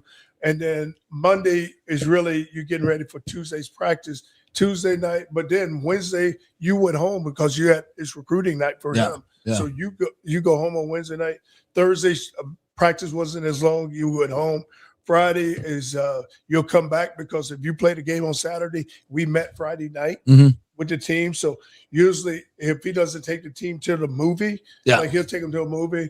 Then after the movie, you'll meet and then they'll go off to bed and you'll go. And I bet there's strategic choices of movies too. Nothing is left to chance. Hey, let me say that, Jay. We'll watch movies that were like Red Wings. Not Red Wings. Oh God. The Tuskegee. The Airmen. Yes, the Tuskegee Airmen. I know the one you're talking about. Hey, we watched that movie. Yeah. And that movie was out a few years ago. Yeah. And he liked it. Yeah. So we watched it. Yeah, and great lessons. And great lessons of courage and responsibility. And, but we would watch that. We would go to a theater, and they would put that movie on. Yeah, as a team. I'm fascinated. I could talk all day long about how he ran his program. It wasn't no just shoot 'em up movie. It was a movie that carried a message. A message, absolutely. They carried a message, and that's exactly what you watch. But it was just so detailed, and it was just like like the Friday night meal before a game. It was shirt and tie. Yeah, like shirt and tie. Like you walk across this facility was across the street. They had a hotel on campus that we stayed at, but players came in shirt and tie. And that's a lot. It's a lot to ask of kids today. And you know what though? It's no secret why the dude dominated. And you can sit and say, well, we got to have music and we got to pander to the players and do all this. And you know what? You don't have to. Now, I will say this, that's probably the reason he left the game, because these kids now have a lot more power, or they think they do. And the thing is, they have more power to move, but it's not what's best for them. It's not what's best for them. It's the easy choice, frankly. And we're talking about just college football. At some point, either is a decision got to make. Is it the NIL or is it the transfer portal? Right. And because if I'm gonna pay someone, they should have to stay at the school for 4 years. Right. If they're going to take money. Like you think about it in the NFL. If you pay a guy his first year, if he has a big year, his second year, he can't come back in and renegotiate his contract with you. No. So, but they can say, well, Coach, I had 10 sacks. If you don't pay me, I'm going to go somewhere else. That's right. And that's where you got to stop. Like, you're not going anywhere else. You're going to. You make a commitment. You make a commitment. And that's the thing. When you make it, and you could probably voice this, and I've always been for players having power. And being able to transfer at least once, because sometimes you get in bad with the coach. Right. Somebody comes in, you could be behind a Hall of Famer, and you're just not going to see the field, and that's not your fault. It's just the guy recruited really well. So there's certain exceptions. So I think one time, and then maybe even the second time, you have to sit out a year, or there's a significant penalty. I mean, it just because the university is investing in you. When we choose you as a high school player, we're saying, hey, we're going to invest in you. And you've talked about this all the time. You would recruit players that you knew weren't going to play the first 2 years, but you saw something in them. You knew you put 25 pounds on them. Their red shirt sophomore, junior, senior season, you get 3 good years out of them, right? Then you get a chance. I'm sitting there, and there's a young man. He started at Texas. He goes from Texas to Marshall to Southern Miss to Memphis. Yeah. JP has 4 schools. And he started at Texas. He started at Texas. And he ended at Memphis. No disrespect. But he went from Memphis and he had to go to Hattiesburg, for God's sake. He went to Marshall to Hattiesburg. So, but think about it. Like, you said it, like, at some point, guys, like we got to stop. Like, this, because when they finish school, when they get in the real world, they're not going to be able to bounce from job to job. No. Well, I don't like this job. No. Well, I'm going to go over here. No, bro. Don't work that way. You're fired. You're not going to just be. And nobody's going to hire you. And no one's going to hire you. Because they know you're going to leave. You're going to leave. Right. So it's like you want to talk about like teaching life lessons, and you want to make them, like the road is not always going to be smooth. There's going to be bumps in the road. Yes, there are. How are you going to handle those bumps? Right. Yeah. And that's what we're not teaching them, because I just think that when you can and you look at there's need to be slotted with the money. Yeah. I just think there is somehow we need to figure it out. It's got to be, frankly, it just has to be an NFL model. I mean, if you're going to pay the players, then it is, they should get paid. They're providing process. The college football is just like the NFL. It always wasn't that way, but it's the same business model. I mean, it is. And the idea that we're limiting the players to 20 hours a week. Yeah, but you think you think about in the NFL, you have an owner, so but in college now you have so many guys that want to think they're the owner. So this guy is over here is like, well, I pay him more than I'm giving him more than money what you're giving him. So now it's just like everybody wants to throw their hand in it, right? Too many cooks. It's too many cooks. Too many cooks in the kitchen. You're right. It just doesn't work. So, and the reason I loved hearing the way Saban ran his program, because he can't do that anymore with the rules the way they are, because kids will just leave, and it's not good for the kids. It's not good for college football. It's not good for the coaches. It's not good for anything, because I think myself, just watching the game, the quality of the game has gone down, because you as coaches who used to have kids in your own system for 2-3 years now have about 35 practices between spring, if they show up in spring as a freshman, and fall to teach them a system.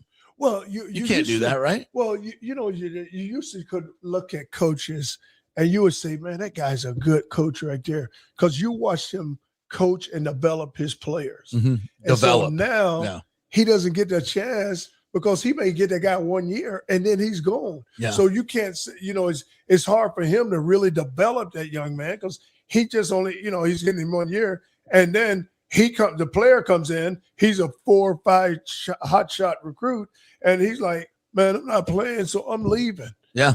I'm leaving. You're not playing because you're not ready. You're not ready. But you're a great high school player, and you got great attributes and talents, but you have to get stronger. Number one, right? Kids, you can't compete at the highest level. I mean, we talked about this with the Coach Signetti.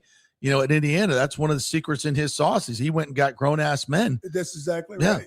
22, 23, 24 playing against 18 and 19. I know who's winning that battle. You're going to thank you. Because now he's not getting a chance to develop. Right. But when you go get an older guy who's played a lot of football, so now you know what, this guy, because he's got age and experience over this young guy. Yeah.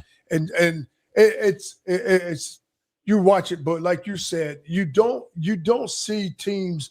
You want, like I said, well, when they line up.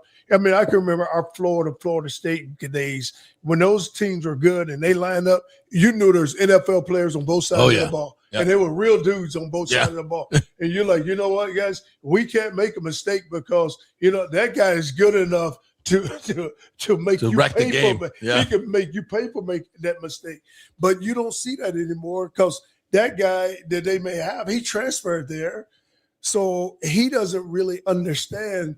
They just miss out on the whole what's in it. Like those guys all grew up together, so you don't get that battle anymore. Yeah. You don't feel it.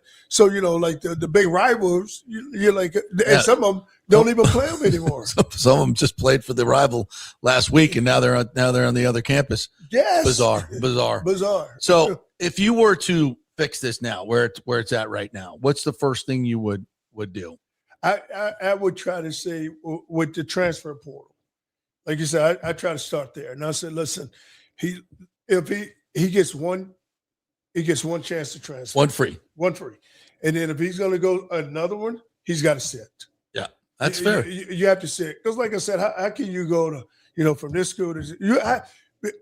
And my reasoning behind that is, they're not getting any type of education, right? That's an afterthought now. Because now it's just, we talk about these schools are, these major institutions or great academic schools, and you're going to get a great degree from there. And you're letting guys come in there like, hey, they're bouncing here at your institution. You talk about how great it is. That's why I like Notre Dame. Notre Dame, they don't get many transfers. Right. And they don't have many online classes. So their guys have to go sit in the classroom. Yeah. Have to go sit in the classroom. But I'll start there with the transfer portal. And then, Jay, I would probably look at how with the NIL we can slot it. Like, how can guys, like you say, hey, quarterbacks, we're going to pay you this. Running backs, we're going to pay you this. And then just say, have a system set up where that's what it is. It's not negotiated. It's not negotiated. It's slotted. A guy can't come in there his first year. Okay, we give you $2 million your first year or whatever. And then you have a good year. Then you come up to me and say, hey, coach, I had a good year. Now I need a raise. Yeah. But he can go leave and go get the money somewhere else after you done paid him. Mm-hmm. So now he's, he done took your money, and now he can go get somebody else's money. So I think the way the NFL model, as far as like name, image, and likeness, like these guys can go out on their own and do their own endorsements. Yes. And they have nothing to do with the league or the school. Now, so what you're saying is we slot them in. That's your base pay. It's your base pay. Now, if Joe car dealer wants to give you, that's what y'all have worked out. You're right. Yeah. I agree with that. And so, but now we have NIL tied to the schools, which shouldn't be. And I don't think that was the original. I don't think that so was. Basically, and I've said this for so many years, it's just got to be an NFL model.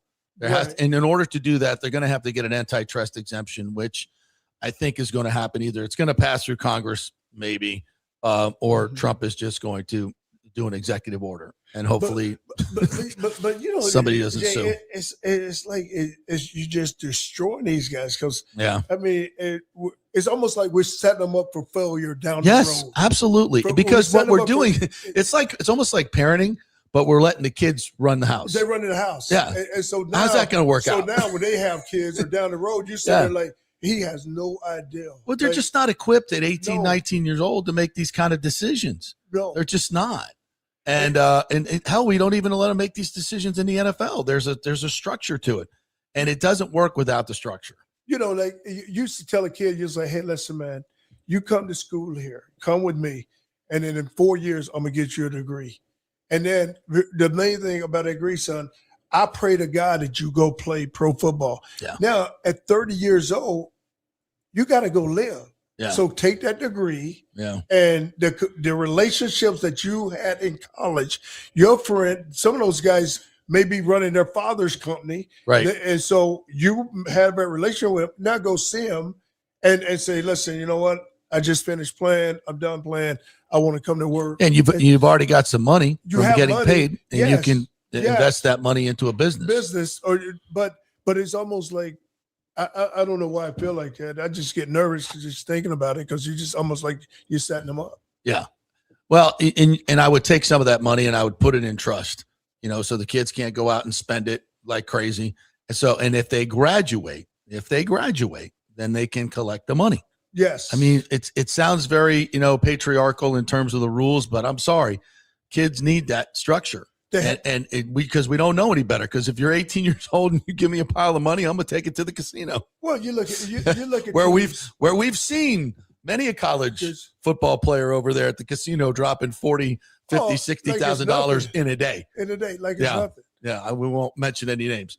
But you look at it. These teams are flipping their roster. I got 60 new guys.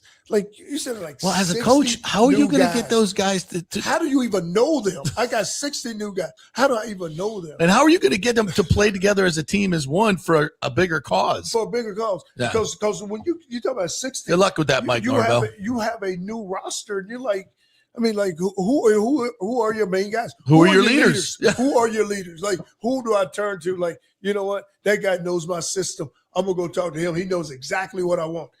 You don't have that. Yeah, you can't do it. That's destroying the game. And then another thing, I think, like if a coach, you can't tamper with him during the season. He's got to coach his team all the way through. Right. He can't leave and then all of a sudden, be on the sidelines or somewhere else. No, as your team, you coach your team all the way through the season. And I was going to talk about this yesterday, but we didn't get to it. But I'll mention it here.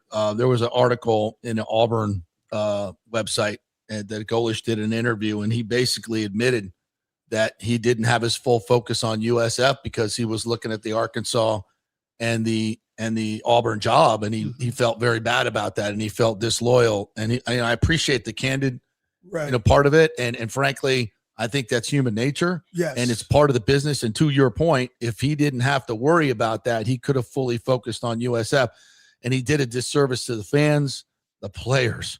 I mean, you had to beat Navy, and you were in the national championship bracket. Yes. And, could he have coached it better? Probably. I mean, was USF a better team than Navy? I'm here to tell you, yeah, they were. Should have won that game. There were a lot of mistakes that were made in that game I don't want to diss Navy, but, USF should have been in it. And that's a shame for him. I got to hold him accountable for that. But also, the system is so effed up, it leaves them really no other choice. And that's what you're saying. Like, you're sitting there and you have a chance. And here's the amazing thing about it. He was contacted early. Yeah. So it's not like these guys wait till the end of the season to come and get you. No, you're gonna know pretty soon, like early 4 or 5. October. You're gonna know, October. Like Hell, Jimbo hey, Fisher did his deal with A&M in September. That's what I'm saying. Like you're gonna know early And quit coaching. And quit coaching. Yeah, and quit recruiting. Well, and that's the thing. It's you feel bad as a coach because you recruited those young men there to the school, and you want to make sure that they go out the right way. But it's hard. You've been through it. I mean, can you keep your full focus on your team while you're doing these other things? You cannot. You cannot keep your focus on, because you got that phone call. So now you start thinking about that, and then you're gonna get another phone call. Yeah, there's gonna be someone else call you from that school. Yeah, hey, we're really interested in you. We really want you. So it's so hard to keep your focus because you're thinking that the school that called you is a better job than what you have. Right. So, you know what, since it is that, then. And just hearing you go through the whole thing with Saban and how he runs his program, and then thinking, okay, now also you got to fit into your day. Somebody else is calling me about a job. I mean, you can't do that. Well, there's just no way. Here's the thing, like with Coach Saban, he loses so many coaches where they lose and go get head coaching position. And that's what I liked about him is his system on defense was his system. Yeah. And you're going to run it. Whoever comes in as a coordinator, you're running his system. Yeah. You don't walk in there and it's like, hey, coach, I'm a 3-4 guy or I'm a 4-3 guy. That's fine. Yeah. You can be whatever you want. This is what you're going to run. This is what you're going to run. Yeah. On offense, this is what you're going to run. Yeah. This is our system because you coaches are going to try to run out of here. Yep. And it's not fair to the players that they have to learn something new. Because some players go through it where they at a place where, they have to learn 4 new systems. It's not fair to the players. No. So and they're not going to be as good a player. No, special teams coordinator, this is what you're going to run. Yeah. So guys, you want to take that job? That's what you're going to do. You better learn it. you better learn it. Yeah. You better learn it. Fascinating conversation, Coach. And I think you're right. The last part of this is, can it get back to where it should be? I think it can.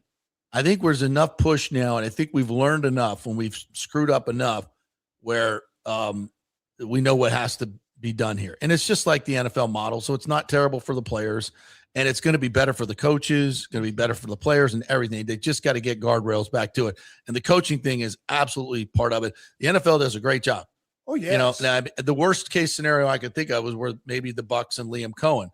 But that was after the season. That's after the season, yes. Yeah, that's after the season. And I'm not stupid enough to say, there weren't some, preliminary people reaching out. That happens.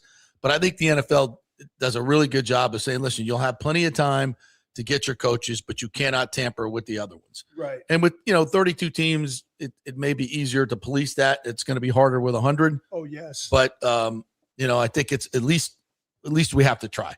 At least we have to set up the system where you're not forcing coaches to get their deals done in October while they're coaching other teams, which is what we're doing now. That's what we're doing. Because everybody wants to be first. They got to go get this guy. They got to go get this guy. So it forces them to fire their coach probably too soon, right? And then get in the mix to get somebody else. Well, and here's what a lot of people do. They have a coach already. And like you said, they may be looking at this guy, and if that guy over there comes, then they're going to find a way to get rid of the coach they have. Right. And he can be playing well. Yeah. And he can feel it. Like as a coach, you kind of know when it's coming down the road. you know when it's coming. Know. I mean, you see it coming. It's just how they treat you. The body language changes. You don't get the hug anymore. You don't get the eye contact anymore. It's always the eye contact, coach. It's always the eye contact. They don't look at you. They look down when they talk to you. Yeah, we have that in TV and radio too. Yeah. You walk into a meeting with the GM and I'm like, "Ooh, that was different. That's different. That wasn't the same old. He never looked up at me. He never did. He rubbed his head. And he was looking it down. And, hey, human nature. I'm having a tough day here today. Yeah, I know you are. With me. Yeah, so the writing is on the wall. All right, Coach. Great stuff as always. Appreciate you coming in. Oh, I appreciate it. Thank you. Get your comments in and get back to. We got to talk a little bit about the Lightning last night. That was disappointing. We'll take a quick break. We'll come back on the other side. Big thanks to the folks at Genesis of Tampa. Great things going on over there for the month of April. We'll get all the specials going on. and let you know about it. I can tell you this, you go over there to buy a car, you're going to have a great experience. They're super friendly over there. They treat you like family, and once you become part of the family, you buy a car, you'll never go anywhere else. Get a great deal. And these cars, the Genesis cars, I got the GV70 now, and it is absolutely my favorite car I've ever driven. The luxury, the technology, the comfort is off the freaking charts. The performance, man, when it got to get up and go, it gets up and go. I love it. Genesis of Tampa. Tell them JP sent you. Back in 3. As the Rays enjoy being back in their Tropicana Field home this season that was ravaged by Hurricane Milton, Italiano Insurance wants to remind us all how important it is to be properly insured. 40% of you are underinsured. That can mean financial disaster. Let the experienced and friendly agents at Italiano shop your policies for the best price and the right coverage. Italiano saved me over $1,000 on our auto insurance last year, over $500 on our homeowners insurance. They can do the same for you. That's a grand slam. Might as well get a double play by adding flood insurance and business insurance to your portfolio. Cost less than you think, and trust me, you do not want to risk your home or personal wealth. That's a whiff. So step up to the plate and call 813-877-7799 and chat with our all-star agents at Italiano Insurance, or call our Boca Grande office at 941-964-0400. Hey, lots going on at Genesis of Tampa, selling amazing vehicles and doing great things in the community. And March is Gray Bull Rescue Military Appreciation Month. A portion of all vehicle purchases go towards a donation to Gray Bull Rescue, who recently saved dozens of Americans from the cartel violence in Mexico. A great organization. St. Patrick's Day is coming up. Wear green, buy green, save green. Wear green to Genesis of Tampa on St. Patrick's Day, March 17th, for $500 off any vehicle in stock. Buy anything green that's green in color, cars, SUVs, you get $1,000 off. Also, buy a vehicle between March 14th and 17th, and you'll be entered to win a trip to Ireland on us. How about that? Of course, Genesis vehicles are the best in class for value, technology, luxury. And there's a National Genesis Signature event going on currently to get 1.9% financing. Limitations apply. Whether it's the G70, G80, 90 sedans, or the incredible SUV lineup, take a test drive and see what everyone is talking about. It's special. Genesis of Tampa, 801 East Bears Avenue. Tell them JP sent you.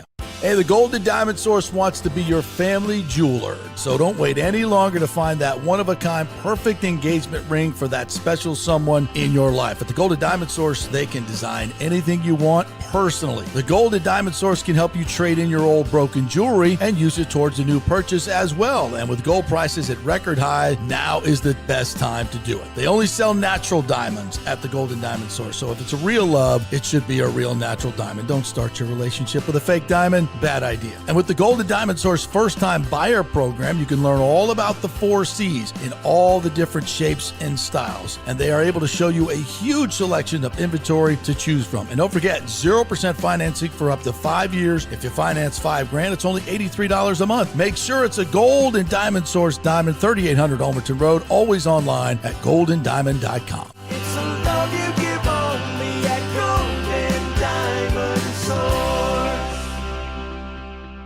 JP here for Riveters, our new official sports bar and grill of the JP Peterson Show. And just like our show, no BS, no corporate chain feel, just amazing, authentic folks serving great comfort food in a casual atmosphere at unheard of prices. Riveters is located just south of Raymond James and Steinbrenner Field on Dale Mabry, walking distance to the park, so free parking, great place for pregame and postgame. Let's talk about fresh food. Nothing is frozen. Burgers, wings, prime rib, roasted fresh daily, never frozen. That makes a huge difference. The mahi, the salmon, also super fresh. All our sauces are original recipes made in-house. Our Warhawk chili and fully loaded potato soup is made fresh in-house. It's the best food anywhere, served by people who actually care. Riveters on Dale Mabry, just north of 275, just south of where the Bucs and Rays play. We'll see you there. Sunshine State, where the storms roll in. Gotta keep your roof strong to never give in. From hurricane winds to that summer heat, pitch roofing's here and they're hard to beat. From shingles to metal, they got the skill. fixing up your home with a builder's thrill. When your roof's in trouble and you don't know who to call, just remember Pitch Roofing, they'll cover it all. Pitch Roofing, roofing done right, keeping you safe day and night. In the Florida sunshine or stormy skies, Pitch Roofing, roofing done right. Let's go. Right now, back to the show on FanStream Sports. All right, welcome back to the JP Peterson Show. Here's we roll on this Wednesday.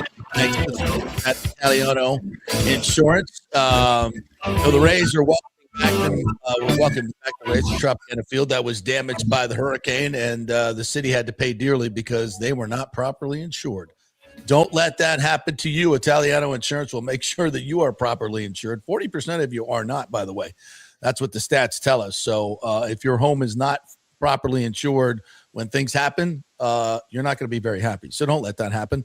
And you don't know, right? So let them do the work. Italiano Insurance, 813-877-7799. They'll look at your house, look what it's worth, look at your coverages and say, oh, yeah, it's grown in value. You need a little bit more coverage, and they'll take care of that. So many things they could do for you. And number one is save you money. They will shop your insurance around. There's always companies coming in, trying to get more market share, lowering prices so you can get a lower price. It's not just what you make, it's what you keep. In these economic times, you need to keep everything. So Italiano Insurance is the way to go. 813-877-7799. They also have an office in Boca Grande as well. So if you're down there and you need some insurance, which if you're in Boca Grande, you need flood insurance. That's for sure. So go get it. All right. JP, we have the Rays lineup for today if you'd like to. Oh, yes. Yes, please. Let's go. Pop that sucker up so I can get my blood pressure up. Oh, yes. Once again, Yandy Diaz leading off with nobody on for a leadoff home run. Followed by Jonathan Aranda in the 2-hole now. Jake Fraley in the 3-hole. Junior Caminero in the 4-hole. The only thing that remains consistent in this lineup is Junior batting fourth. Yeah. Why is that? Why is that the only thing that stays the same and Yandy batting first, I guess, too. Cedric Mullins will be protecting Yandy or tucking Junior. Yeah, not really. Nick Fortes is catching and hitting 6th. Chandler Simpson 7th. Why not? Fastest guy in the league. We want him hitting 7th right after Nick Fortes, a catcher. So when he gets, at least he's in the lineup. Oh God! Yeah, they're facing the Miz today, huh? Ooh. I knew this would make your blood pressure boil. 11 strikeouts. So Chandler Simpson it's in the 7-hole, not the 9-hole, not the 1-hole, but the 7-hole behind the catcher to take advantage of his great speed. Just explain it to me. That's all I ask. Just explain it to me. Ben Williamson hitting 8th. And Richie Palacios hitting 9th, and he's playing 2nd. Ben Williamson is playing short today, so no Carson Williams against the right-hander, the Miz. But Williamson's also a right-hander. He's playing short, so giving Carson a day off. All right, we'll see what this lineup brings. It's been a long season so far, JP. You got to start giving guys days off. Okay, so we're going right-hander, left-hander. Yeah, right-hander, left-hander, left-hander, right-hander, left-hander. And Fortes is in there because he's staying hot. I like that. All right, let's go get him. Drew Rasmussen starting, had a great first outing against the Miz. Jacob Mizorowski. This should be a good one. Take the under. 140 start time. All righty. Lightning last night. Against Montreal. Dobesh, their goalie last night, really stole this one. He was fantastic. I think the Lightning outshot him 29-14 in the last 2 periods. They were all over the zone. And, the line, the Gord Holmberg line, they were just, I think they had created 13 chances, had a lot of ice time last night. They were fantastic. They just can't finish, man. They just can't finish. And they were out there a lot. And they were putting on pressure, but at some point you got to score goals, guys. Got to score goals. They know that, but we'll see if Cooper continues with that. Kucherov obviously was coming back from missing 2 games. You could just, Brian Inkbaum said that, and he was down on the ice. You could just see it in his face. It just still looked a little, peakish. Didn't have his full energy level coming off what we're told is a really, really bad bug that went through the team. So I think their energy level has been down a little bit, but I thought they were clearly the better team last night, created more chances than Montreal. A couple defensive lapses once again. The Cole Caulfield goal, once again, not recognizing where the danger is and staring at the puck, which is something Bobby the Chief Taylor talks about every time on the postgame show, but they keep doing it. I mean, how do you not know where a 47-goal scorer is in Cole Caulfield? Svechnikov comes down and great move by him and great pass, wide open net. But Moser doesn't really see him. The back-checking forwards aren't there to lift the stick. I mean, they only scored really 2 last night. The other 2 were empty netters as they lost 4-1. But that was, obviously a key goal, and, it's a defensive lapse. Vasi was fantastic last night. He kept them in the game tremendously. There was also a moment right at the end of the second period where Hagel gets a short-handed breakaway, and right at the end of the period, and the goalie comes way out of the crease and really cuts down the ankle. I think it's because he saw that the time was ticking down and Hagel had to take the shot. But Dobesh came out and really made himself big, and Hagel didn't have time to kind of go around him. So really smart move by the young goaltender, and he played really, really well. Now, will he play as well under the bright lights of the playoffs? We shall see. But I thought, if Montreal is our opponent, I'm not scared.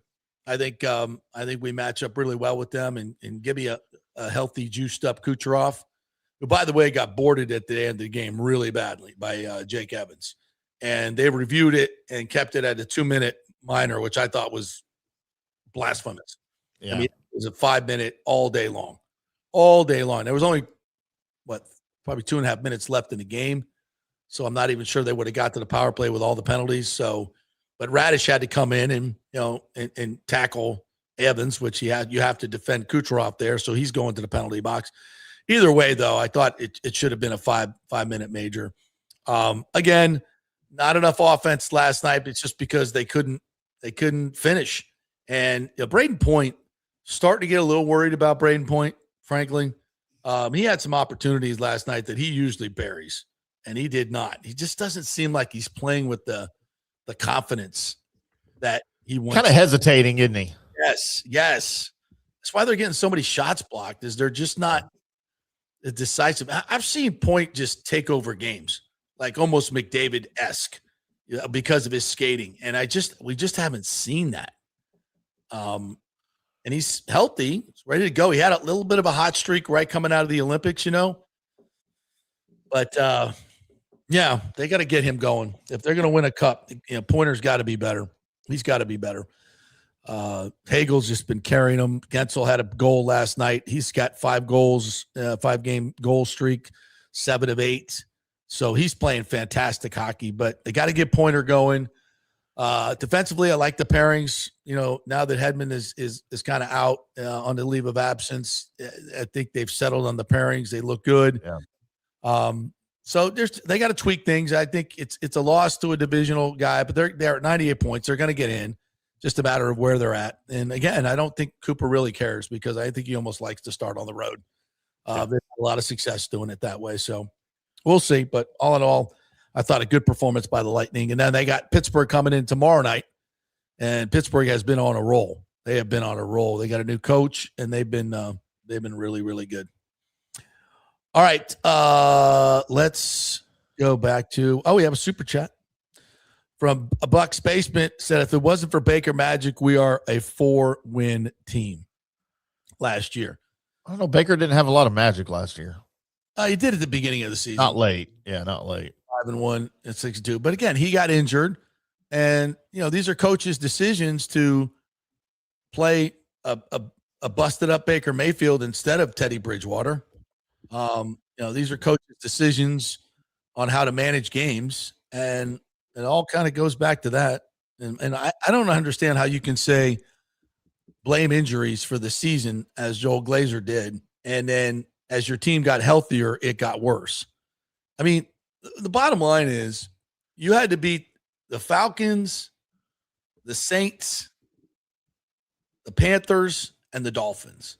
You had to win one of those games. One. And you win the division. One. Isn't that a microcosm of the whole season? You had one job. That's it. One of those games. I believe 3 of them were at home. Maybe 2. You had to win one. And you want to blame it on injuries? Okay. Andre All Day says Orlando is better off getting the Jags, but their fans cannot show up for the Orlando Storm, their UFL team, SMH. Yeah, they got what, 12,000 in Interco Stadium for the opener? For Anthony Beck's opener, which they won. Good for a UFL attendance. Well, I heard some other places sold out, Timmy. Well, St. Louis sells out. They sell out every single game. They're the exception, but no, I think who else was it? Somebody else sold out too. Well, yeah, one of the new teams. But Orlando is new. Where you at, Orlando? Orlando Magic Guru on Twitter. You know how many we had here in Dallas for our world famous Renegades? How many? The game that I was at, about 10. And that's pretty good. That's pretty good. They would be happy with 12,000 every game. I guarantee you they're happy with that. Yeah. But you telling me you can support a baseball team for 81 games a year? No. Get out of here with that. So, look, supporting the Storm and supporting a baseball team are 2 entirely different agendas here. JS813 says, yeah, HEC is losing parking in tennis courts. Let's hold up a $10 billion development over this. No, it's not. So anyway, the TBT has a great headline here today. It says, Rays Stadium deal 80% complete. Tampa Bay City Council chair says. Can't read the story because it's behind a paywall. But as we told you, and there's been lots of great positive quotes from Clendenin, who has said, you know, I'm privy to see everything, and everything looks like the framework looks really good for a deal. Yeah, even the Tampa Bay Times will print that at the bottom of the story in the last paragraph. There was even a story yesterday. The Yankees put out a letter in support. Okay, and by the way, there was a headline earlier in the week at TBT. It's like, are the other franchises in support of this? Yeah, like the Rays say they are, and then they went and found out, oh yeah, they are. But the headline again misleading. So the Rays or the Yankees put out this statement. For 30 years, Hillsborough County continued support of our infrastructure has enabled the Yankees to maintain their spring training operations and player development in Tampa, driving significant economic growth and tourism to the city. Over that same stretch, the county has accordingly invested significant support towards the Lightning and Buccaneers, furthering the profound transformation of our region, including the proliferation of major events that bring in influx of spending to our city. While the Yankees compete with the Rays on the field, we are partners here in Tampa Bay. The construction of a new ballpark adjacent to George M. Steinbrenner Field is a defining opportunity to continue the county's growth and deliver a game day experience that Rays fans have more than earned. Wow. What a full-throated endorsement of the ballpark, isn't it, Timmy? They continue. Our organization fully supports the thoughtful approach being used to fund the Rays ballpark project, as it aligns with decades of similar successful strategic investment decisions directed by the county, city, and sports authority. We also trust that our municipal partners will retain previously earmarked funds for Tampa's other professional sports venues and continue to consider their needs in the decades to come. Maintaining and enhancing all of our venues in a first-class fashion should remain a priority for ensuring the sustained ascent of Hillsborough County and the greater Tampa Bay region. That's a great statement, isn't it, Timmy? Isn't it? Like, that headline would be what? It would be Yankees full throat support of the Rays ballpark plan. End of statement. But it's not what you get. But what did you get in the TBT? This is what you got. Full support from the Yankees for a Rays stadium in Tampa? Question mark. Is there any question mark to that, what I just read? At all? And the problem is because it's behind a paywall, nobody will go see the real story. They won't read the money quote. Right. The New York team says yes with one caveat. This is a subheadline. The New York team says yes with one caveat, that the new project doesn't impact previously earmarked funds for existing sports venues. They put that in there knowing full well that the Rays have said numerous times, we're not, this is a no harm policy. Yeah. That if funds earmarked for the Lightning and the Bucs, we're not touching those. They've said that a million times. Who wrote this piece? Mark Topkin. Mark Topkin knows they've said it a million times. So why do you write a headline like that? Why? Why do you focus on that little part? It's so obvious. You are so against this. You're supposed to be this bastion of independent journalism, the Poynter Institute. And this is the crap you continue to do on this stadium and the new owners. And that's not Mark doing that, by the way. That's not Mark Topkin doing that. That's whatever these forces are at the times that continue to bash this thing on a daily basis. You think they're going to write a headline like the TBT did? Or a Tampa Bay Business Journal? It's 80% complete? Nope, they're not. It's unbelievable. It's really, and this is not journalism. Not even close. There's an agenda, and I want to know why. I want to know who and why. The effort that it takes. So incredibly obvious. The effort that it takes to lie. Your headlines lie. Yeah. And the effort that it takes to do that, and you're not even doing it to get clicks because you're behind a paywall.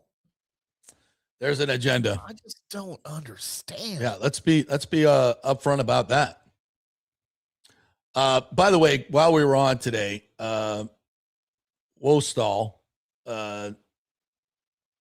is doing his very best to.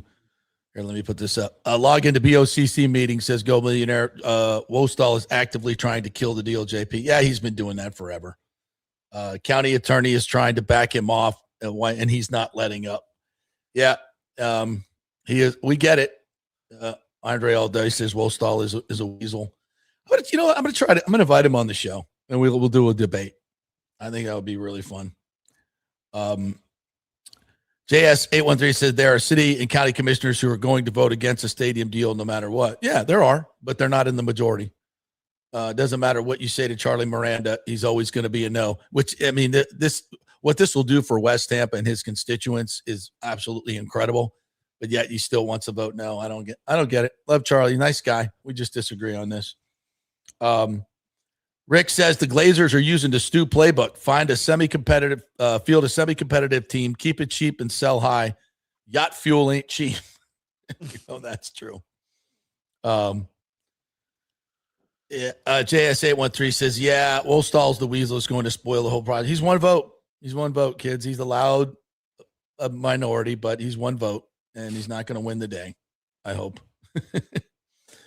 Michael LaRue says maybe the Glazers did the 50th anniversary documentary as a victory lap and are now ready to cash out similar to what they did with Manchester United. Yeah, kind of looks that way to me, but I don't know that, and we'll see.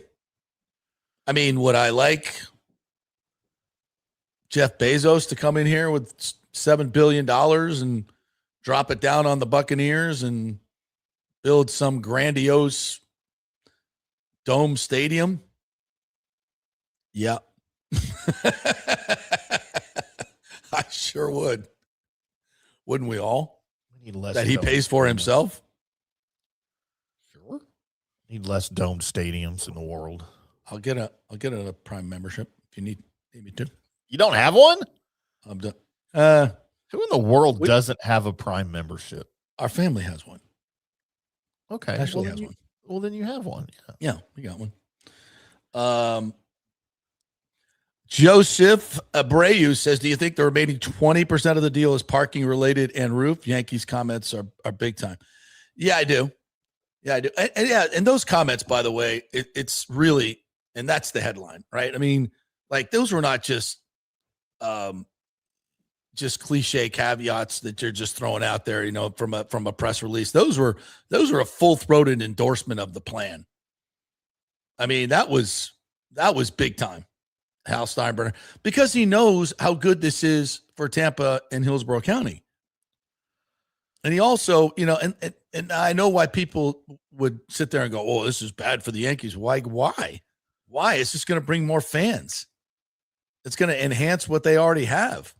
They're smart businessmen, and they know, frankly, their brand is better than the Rays brand. And it is. I mean, that's not a slight on the Rays. I mean, the Yankees been doing it a while, Aviation says, initially thought NIL would be your quarterback doing a commercial for a local car dealership, not $30 million rosters. Yeah, it's taken on a whole new deal that it never was meant to do. It was never meant to be, a booster fueled salary cap. They're not supposed to be employees. No. And that's what we're running into. And that's, yeah. I mean, if if treat them like the employees, give them the antitrust and run it like the NFL, or don't. Yep. But you can't do it in the middle. Can't do both, and you can't have just an open transfer portal anymore. You can't do it. Yep. What else we got here? Mike H says the new roof is 5 to 6 times more expensive than originally thought. I love this. This is the Brody Brazil. Yeah, the roof is yet to be figured out. Okay. You don't go into these things and go, "Oh, here's the roof. Here's this, that we're ready to go." No, it takes again, this is how the sausage is made. This is, they first you propose things, and then you engineer it out. And you say, "Oh, you know what? That's not going to work. That's not going to work. You're going to have to do something a little bit different." And, they're trying to create a lot of different things with this. And it's just the problem is their timeline is so condensed, and they may have to push to 30, but we'll see. I'd rather them get it done now and, get a solid framework for the funding and understand who's going to pay for what. Because listen, if they're paying for cost overruns and the roof runs more, well, who cares for the taxpayers? They got to pick up the tab. So I think what a lot of people are looking at the big price tag and saying, is that, is that really what it's going to be? Is it lower than that and we're paying more up front? So that's a good question, and that needs to be answered by the Rays. So for example, JP, here in Arlington, when they built Globe Life Field, this is the roof. Okay. Yeah. And it looks like a freaking grill, a patio grill is what it looks like when it's closed. And everyone hated the way it looked, and it was, poked fun at. It wasn't initially supposed to look like this. This was because of cost overruns. Okay. Right. It was initially supposed to be like a clamshell where it would open and slide inside of itself. Right. And not have that profile on top where the entire roof slides. And then they wouldn't have to have those huge tracks that go literally all the way back 300 yards outside of the regular building. Right. That's just because that's what they had to settle on to have it. And that's what's going to happen, I'm sure, with this stadium in Tampa, because you're going to have to make adjustments to the blueprints and the plans, and especially for the roof based on costs. And it is, man, it's in this day and age in 2026, it is still ridiculously expensive to build a sliding roof for some reason. And it's more than what some teams want to pay. Yeah. And we don't need a sliding roof. We don't need a retractable roof. We need a fixed roof. The problem is, I think the roof, there's height restrictions that we're dealing with. So I think when you have the truss roof, you can go, it's much higher than the SoFi roof type, which is what I think we're trying to do. And so again, it's got to be engineered out and costed out. And that takes a little bit of time.